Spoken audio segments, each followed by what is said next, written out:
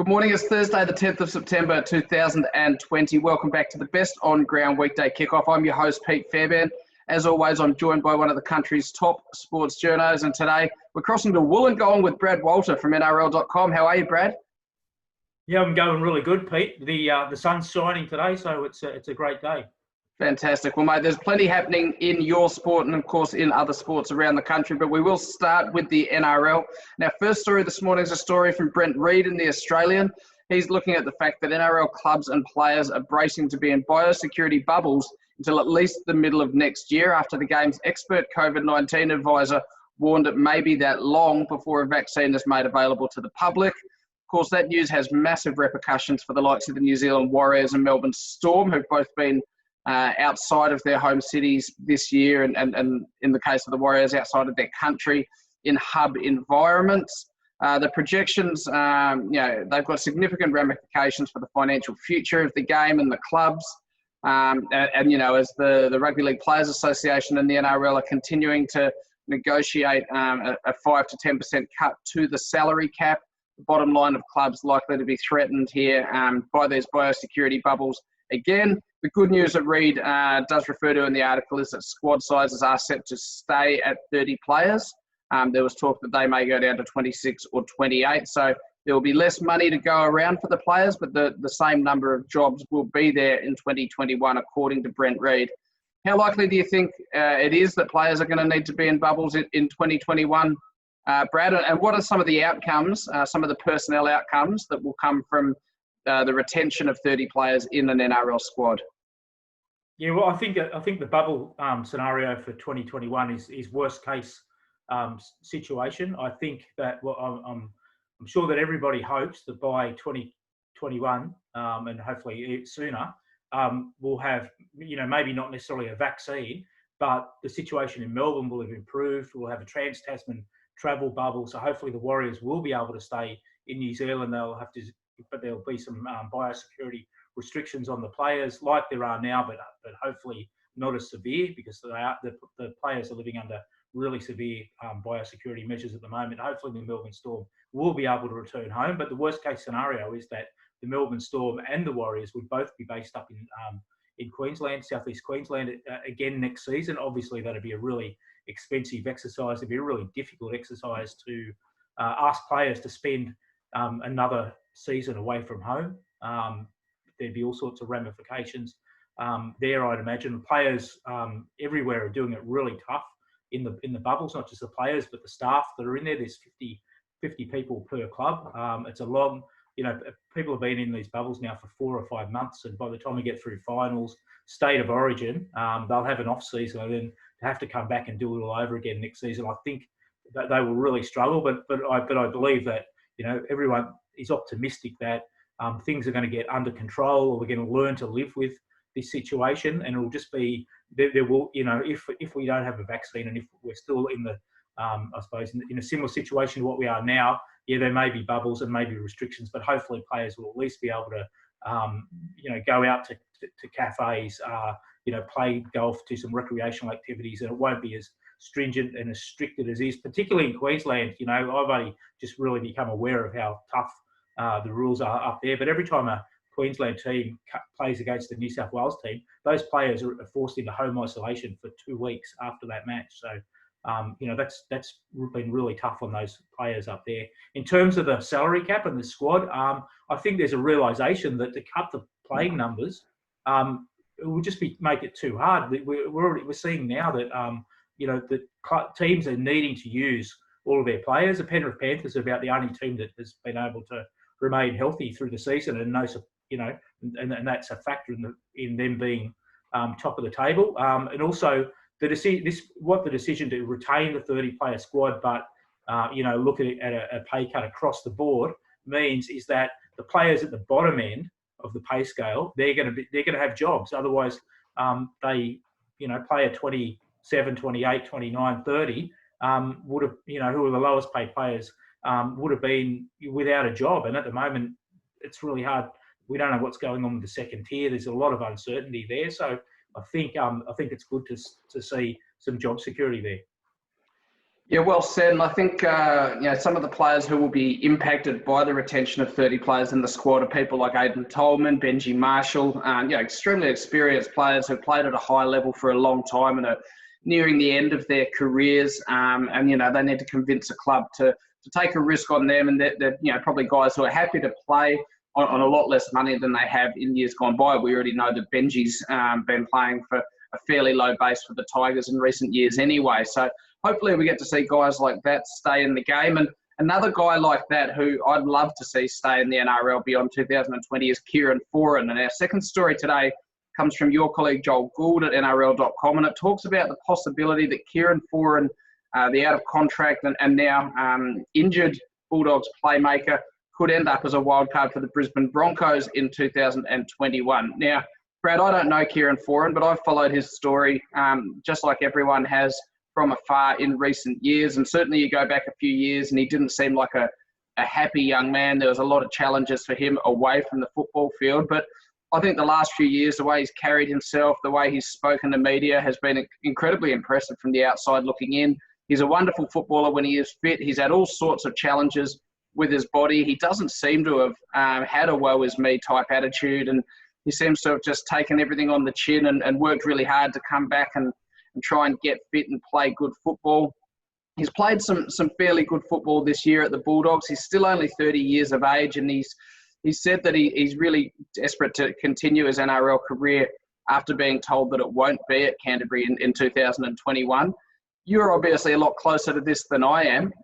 Do you think Kieran Foran has enough to offer for a club in 2021? And do you think he'd be a good fit for the Brisbane Broncos and the obvious scrutiny that would come with joining a big club like that? Yeah, absolutely. On both counts, I think Kieran Foran is still a very, very good footballer. I was at the game on Saturday when he ruptured his pec muscle. The Bulldogs are at the bottom of the table. He set up their first try. He scored the second try. It was just an individual effort, and it was an effort, not just, it was a guy who basically said, give me the ball, I'm going to do something, get us back in this game. And unfortunately, he got injured a couple of minutes after that, and the game sort of went south for the Bulldogs. He has, like every time I've seen him play, he's performed well. He's been, he steers the team around. He's got that experience as a playmaker. I think, as you mentioned, he's had some challenges. He was a superstar at Manly. He was the highest paid player in the game at one stage when he went to Parramatta, and then he's had off-field problems. He's had injuries, and I think he's really grounded. And as you said, he hasn't got that. He's not kicking stones. He just wants to play football. He knows that he's not going to get anywhere near the money that he was able to. That he was on at one stage, but certainly I think he'd be a really good influence, a senior player who could help. Look at the Broncos, especially. A lot of young guys up there have had a really tough season. The club has never been in such a difficult situation before, and I think Kieran would be able to go in there and give them a bit of leadership, a bit of perspective, perhaps as well on things aren't as bad as what you might think. You just need to knuckle down and get on with it. And he's on the football field, he's still got plenty to offer. He's a guy who can turn a game defensively and with the ball, and not a lot of playmakers can do that. So he's a real, I'm going to do something here for my team to inspire my teammates. He's that sort of player, always has been. And I think he'd be terrific if not for the Broncos. I sure hope that somebody signs him up. Quick unsolicited question. Any other clubs that you think could really benefit from a Kieran Foran, just off the top of your head? Well, I think a lot of clubs could, but like a club like Manly, where he started his career, he'd certainly fit in well there. I think they could probably do with a playmaker of his caliber. But I think there's a lot of clubs to do with a playmaker and just a player of his influence. I think he'd be really good at the St George Illawarra Dragons. I think he'd be able to take the sort of role that Gareth Widdop had there a few years ago. But I think pretty much anywhere where the West Tigers could do with a player like him, although they've got Benji Marshall, so who's a similar situation. But I think there's a lot of clubs that could do with him. North Queensland Cowboys would be another one. Gold Coast Titans, you name it. Yeah, well, hopefully we do see him running around because in full flight he is fantastic to watch. Our third story today is one that piqued your interest in the Daily Telegraph. It's been written by former Socceroo and now Fox Sports commentator Robbie Slater about the A-League. He's talking about the steps that he believes that the A-League and the clubs within it need to take in order to revive that competition to its former glory ahead of the most pivotal off-season in the game's history. He says there's been silence and more silence since the grand final a couple of weeks ago, and it's similar to when COVID hit in March, when we heard nothing from the game's bosses until the very last minute. Can't be stressed enough how important the next 9 months are for football in this country. What's painfully obvious to me is we need to recognise the reality of where we are as a sport and a competition, and we need to reinvent ourselves. The suggestion from Slater in regards to reinventing themselves is for the clubs, and particularly the big clubs, and he calls out the Victory and the Wanderers and Sydney FC, for them to put their hands in their pocket and to sign some genuine superstars. He's not talking about overseas imports who are relative unknowns and then come out and have a huge impact like a Diego Castro or a Bruno Fornaroli. He's talking about the Dwight Yorks, the Alessandro Del Pieros, the guys who put bums on seats and make people turn on their television simply because you want to see an elite footballer, even if it's at the end of their career, and the impact they're having on the football competition here in Australia. Is Robbie Slater on the money here, Brad? Do you think A-League clubs, and we know that there's financial challenges, but do you think that they need to spend money to make money and to revive the competition to its former glory? No, I think he's absolutely on the money. I remember when the A-League started, and I worked at the Sydney Morning Herald with the great Michael Cockrell, who was really excited about, the A-League and what it could do for the sport and the publicity that it was able to generate on the back of, Sydney FC, Bling FC, as he called them, signing Dwight York in that first season and just generating the headlines that were generated and the interest that everybody had. And we saw the crowds and we saw the coverage that the game got then. And, Del Piero came out, and there's been some other players, and we've got big name Socceroos like Tim Cahill came and played, and it generated a lot of interest. And, just being involved in grassroots sport, I just know that the kids, they recognise the names and they start to follow it because, they know that they've seen this, Dwight York play or Robbie Fowler, play for Liverpool, and they're coming out here. So the kids start to follow it and they start to wear the jerseys and that sort of thing. And I just think that the A-League has lost that. It's really struggling now to get media coverage, and it needs to get media coverage. They need to make A-League sexy again. They need to make soccer sexy again. And, I think the best way to do that is to get some big name stars, and they don't have to be at the peak of their powers. It's fine that they're at the back end, but give the fans here a chance to see, some players that we recognise, people that we've seen on TV, and people will turn out and watch those games. We've seen speculation that the salary cap will be cut from $3.1 million down to 2.1. I appreciate that having disparity amongst players isn't always ideal for a squad, but perhaps there could be, as part of that negotiation, a commitment that each club needs to pay a marquee player outside of that reduced cap. For what it's worth, I think yourself and Robbie Slater are spot on here, and the A-League does need to think outside the box before it's too little too late. Our penultimate story today comes from Jamie Pandaram in the Daily Telegraph, and he's been speaking with Melbourne Rebels coach Dave Vessels ahead of that side's first ever playoff match when they take on the Queensland Reds in the preliminary final this Saturday night at Suncorp Stadium. The winner of that match will go on and play the Brumbies in the Super Rugby AU Grand Final in Canberra next weekend. Vessels has been reflecting on the journey of the Melbourne Rebels, a 10-year-old club who, in a sense, took a lot of their identity in 2017 from the Western Force when that club was ruthlessly and in my opinion, incorrectly kicked out of Super Rugby. Vessels was the Western Force coach. He and about, I think, 9 to 12 players came from the Western Force and relocated and joined the Melbourne Rebels, who had been the other team under threat. Vessels talks about the work he had to do to meld those squads together, essentially 2 squads within one. And, Rebels players disappointed that their teammates didn't get contracts renewed for all these Force guys to come in. Force guys potentially disappointed that they had to move to another city and club after losing the club that they loved. They are in the finals. Melbourne coach Dave Vessels says that the Rebels are like the old uncle at the barbecue. Everyone hopes we'll leave, but we never do. he's talking about a big, bright future for that football club starting this weekend against the Queensland Reds. Would it be good for the game if they could upset the odds and have a win this weekend, Brad? Absolutely, it would be. It generates some more interest in Melbourne. Melbourne's the, arguably the biggest or the second biggest city in Australia. There's a big market there. I think it'd be good for the people of Victoria who are doing it pretty tough at the moment, but it'd just be good for rugby to, to have another strength in Melbourne, and to see the Rebels do well after, as you said, after 10 years, their first final series. It's a bit of a unique season, this one, with 4 teams in the finals, but hey, if you win it, it doesn't matter how you got there or how you did it. And they've had some good results this year.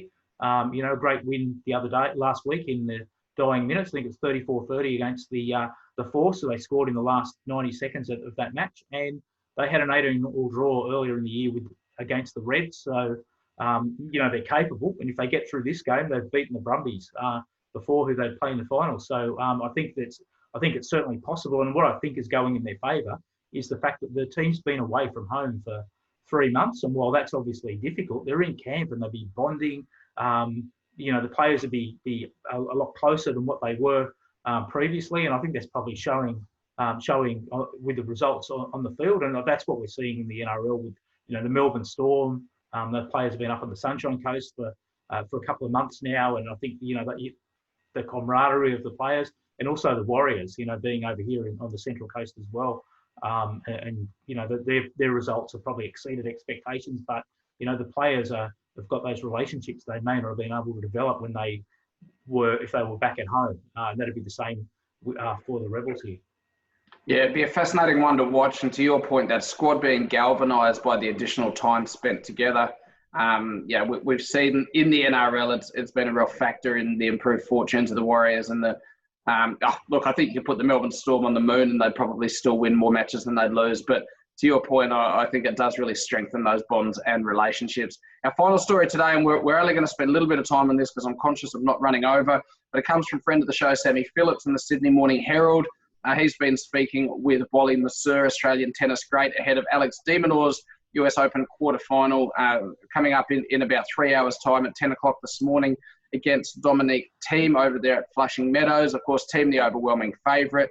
But Wally Minaur believes that de Minaur is absolutely capable of the upset here. And he's told Sydney Morning Herald and Sam Phillips that the match that de Minaur played against Rafael Nadal in January in Sydney, where he was up and he won the first set, he was close to winning the second, eventually did go down. But Minaur saw enough in that performance and the tactics that de Minaur employed to think that he could employ similar ones against Thiem in this match. Getting up tempo, playing inside the court, taking the ball on the rise. We know that Thiem likes to play fairly deep and work into a rally. And if de Minaur were to get him off his game and off his flow, that might be his best opportunity. Do you think he's a chance of sneaking that upset win? Yeah, of course he's a chance. He's obviously in good form at the moment, and I think that up-tempo game will really work in his favour. And he's had some experience from playing in some big matches, previously. So he's a player who's on the improve, and I think it's a great opportunity for him. It'll be really interesting to see what happens in a couple of hours' time. It will be. The whole country will be tuning into that or having the second screen going at work. The beauty of having a home office for so many of us is that you won't have a boss looking over your shoulder asking why you're watching the tennis. Brad, as always, mate, fantastic to have you on the show today. Plenty to talk about and really, really appreciate your time. No worries, Pete. I really enjoyed it. Thank you very much. You've been watching and listening to the best On Ground Weekday Kickoff. Thanks so much for taking the time to tune in. Remember to review the show on the podcast app and share it with your mates. And tomorrow, a bit of a special for your Friday with Jim Tucker on the show. That's always a lot of fun. So we'll see you then. Cheers.